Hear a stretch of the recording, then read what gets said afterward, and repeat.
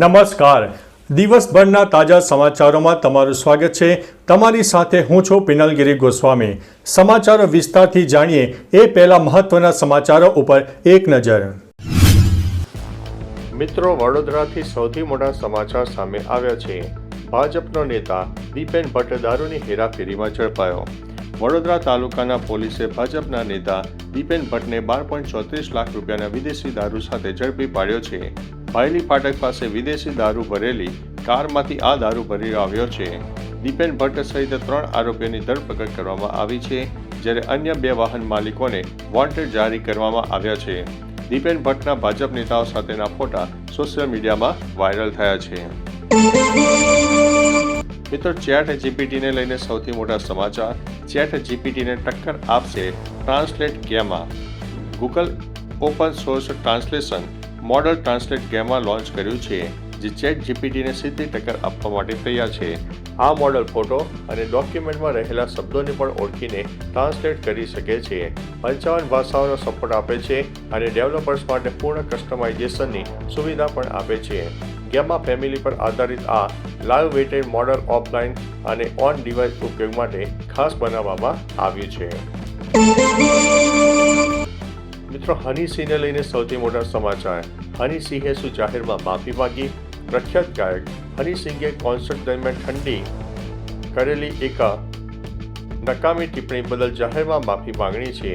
વિવાદ વધતા તેમણે એક વિડીયો જારી કરીને કહ્યું છે કે વાયરલ વિડીયો ખોટી રીતે એડિટ કરવામાં આવ્યો છે. તેઓ માત્ર જેને એક સંદેશ આપી રહ્યા છે. તેમણે સ્પષ્ટતા કરી છે કે તેમનો ઈરાદો કોઈની લાગણી દુભાવવાનો નથી.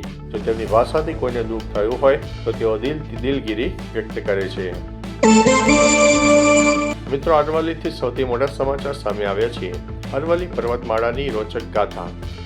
અરવલ્લી પર્વતમાળાઓ વિશ્વની સૌથી જૂની પર્વતમાળાઓમાંની એક છે, જેને હિન્દુ કુશની જેમ પદયાત્રા અને પારિજાત પર્વતો તરીકે ઓળખવામાં આવે છે. પૌરાણિક કથાઓ અનુસાર ભગવાન શ્રી કૃષ્ણએ અહીં વૈકુંઠ શહેરની સ્થાપના કરી હોવાનું માનવામાં આવે છે. મહાભારત કાળ દરમિયાન પાંડવોએ અહીં આશ્રય લીધો હતો. રાક્ષસ ગુરુ શુક્રાચાર્ય પણ અહીં રહેતા હતા. આ પર્વતમાળા રાજસ્થાન, હરિયાણા, દિલ્હી અને ગુજરાતમાં ફેલાયેલી છે. મિત્રો, પૃથ્વી ઉપર જીવંત પ્રાણીઓ કરતાં કીડીઓ વધુ. સામાન્ય જ્ઞાનની દ્રષ્ટિએ એક ચોંકાવનારું તથ્ય છે કે પૃથ્વી પર મનુષ્ય કરતાં કીડીઓની સંખ્યા વધુ અને અકલ્પનીય છે. વૈજ્ઞાનિક અંદાજ મુજબ પૃથ્વી પર આશરે 20 ક્વાડ્રિલિયન કીડીઓ વસે છે. જે દુનિયાની તમામ કીડીઓનું વજન કરવામાં આવે તો તે પૃથ્વી પરના તમામ પક્ષીઓ અને સસ્તન પ્રાણીઓના સંયુક્ત વજન કરતાં પણ વધી જાય છે. મિત્રો, કૃત્રિમ હીરાના ઉત્પાદનમાં ભારતની વૈશ્વિક લીડ. 2026માં પર્યાવરણ પ્રત્યે જાગૃતિ વધવા કુદરતી હીરાના સ્થાને લેબ ગ્રોન ડાયમંડ્સ એટલે કે LGDની માંગમાં મોટો ઉછાળો આવ્યો. ભારત આ ક્ષેત્રમાં વિશ્વના હબ તરીકે ઉભરી આવ્યું છે. આ હીરા પ્રયોગશાળામાં અત્યંત દબાણ હેઠળ બનાવવામાં આવે છે, જે રાસાયણિક અને ભૌતિક રીતે કુદરતી હીરા જેવા હોય છે. આ પદ્ધતિમાં જમીનનું ખોદકામ કરવું પડતું નથી, તેથી તે ઇકો ફ્રેન્ડલી છે અને ગ્રાહકોને સસ્તા દરે શુદ્ધ હીરા મળી રહેતા હોય છે. મિત્રો, ગુજરાત સરકારની સરસ્વતી સાધના યોજના. ગુજરાત સરકારની સરસ્વતી સાધના યોજના એક કલ્યાણકારી યોજના છે, જે મુખ્યત્વે અનુસૂચિત જાતિ અને વિકસતી જાતિની કન્યાઓ માટે ઉપયોગી છે. ધોરણ 9માં અભ્યાસ કરતી છોકરીઓને મફત સાયકલ પૂરી પાડવા માટે અમલમાં છે. યોજનાનો હેતુ શાળાએ જતી કન્યાઓમાં ડ્રોપ આઉટ ઘટાડવો, શિક્ષણ પ્રોત્સાહન આપીને ગ્રામીણ અને દૂરના વિસ્તારમાં રહેતી છોકરીઓને સરળ પરિવહન સુવિધા આપવાનો છે. મિત્રો, બાયોમેટ્રિક ડેટા સુરક્ષિત કરવાના નવા પડકારો. 2026માં આર્ટિફિશિયલ ઇન્ટેલિજન્સ દ્વારા બનાવવામાં આવતા ડીપફેક અને વોઇસ ક્લોનિંગ સાયબર સુરક્ષા માટે મોટો ખતરો બન્યા છે. હવે હેકર્સ માત્ર પાસવર્ડ જ નહીં પણ વ્યક્તિના અવાજ અને ચહેરાના હાવભાવની નકલ કરીને બેંક ખાતાઓને ટાર્ગેટ કરી રહ્યા છે. જેથી સુરક્ષા એજન્સીઓ મલ્ટીલેયર બાયોમેટ્રિક વિકસાવી રહી છે, જે હૃદયના ધબકારા અને રેટિનાના હલનચલન દ્વારા ઓળખની ખાતરી કરશે. મિત્રો, હેડલાઇન્સ ઉપર નજર નાખીએ તો BMC ચૂંટણી. ભાજપ 89 બેઠકો, શિંદે 29, શિવસેના UBT 65 અને કોંગ્રેસ 24 બેઠકો ઉપર જીતી છે. ઈરાનમાં ફસાયેલા ભારતીયો ઘરે પરત ફર્યા. બજેટના દિવસે 1 ફેબ્રુઆરીએ શેર બજાર ટ્રેડિંગ માટે ખુલ્લા રહેશે. ઈરાનમાં અત્યાર સુધીમાં લગભગ 3090 વિદ્યાર્થીઓ માર્યા ગયા છે તેવું કાર્યકરોએ જણાવ્યું છે. ડોનાલ્ડ ટ્રમ્પે ગાઝા શાંતિ યોજનાના બીજા તબક્કાને આગળ ધપાવ્યો છે. દેશના દિગ્ગજ ઉદ્યોગપતિનું નિધન.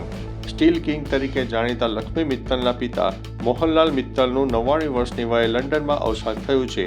પીએમ મોદીએ ટ્વીટ કરીને શોક વ્યક્ત કરતા જણાવ્યું છે કે મિત્તલે સમાજની પ્રગતિ અને પરોપકારી કાર્યો કર્યા હતા. આર્સેલર મિત્તલ જેવી વિશ્વની બીજી સૌથી મોટી સ્ટીલ કંપનીના પાયામાં તેમનું મહત્વનું યોગદાન રહ્યું છે. ઉદ્યોગ જગતે એક દિગ્ગજ માર્ગદર્શક ગુમાવ્યા છે. ગ્રીનલેન્ડ મુદ્દે સમર્થન ન કર્યું તો ટેરિફ લાગશે. ડોનાલ્ડ ટ્રમ્પે ગ્રીનલેન્ડ મેળવવાના લક્ષ્ય સાથે ટેરિફનો હથિયાર તરીકે ઉપયોગ કરવાની ધમકી આપી છે. તેમણે સ્પષ્ટ કર્યું છે કે જે દેશો ગ્રીનલેન્ડ મામલે અમેરિકાને સમર્થન નહીં આપે તેમના માટે ભારે ટેરિફ લાદવામાં આવશે. ટ્રમ્પના મતે અમેરિકાની સુરક્ષા માટે ગ્રીનલેન્ડ અત્યંત મહત્વનું છે. યુરોપિયન દેશોને દબાણમાં લાવવા માટે ટેરિફ સ્ટ્રેટેજી અપનાવાશે, જેથી આંતરરાષ્ટ્રીય સ્તરે ફરીથી રાજકીય ગરમાવો વધ્યો છે. ચૂંટણી પૂર્વે એએમસીમાં આંતરિક વિખવાદ. અમદાવાદ મ્યુનિસિપલ કોર્પોરેશનમાં ચૂંટણી પૂર્વે ભાજપના પદ અધિકારીઓ વચ્ચે શીત યુદ્ધ થયું. મેયરના વિશેષ બજેટના ખર્ચની વિગતોમાં આરટીઆઈ દ્વારા આંકડાકીય વિસંગતતા બહાર આવતા ખળભળાટ મચ્યો છે. એકબીજાની પોલ ખોલવા માટે નેતાઓ આરટીઆઈનો શસ્ત્ર તરીકે ઉપયોગ કરી રહ્યા છે. આ પ્રકરણમાં ઉચ્ચ અધિકારીઓને બદલી માટે દબાણ કરાયું છે અને એક કર્મચારીને સસ્પેન્ડ કરાયો છે.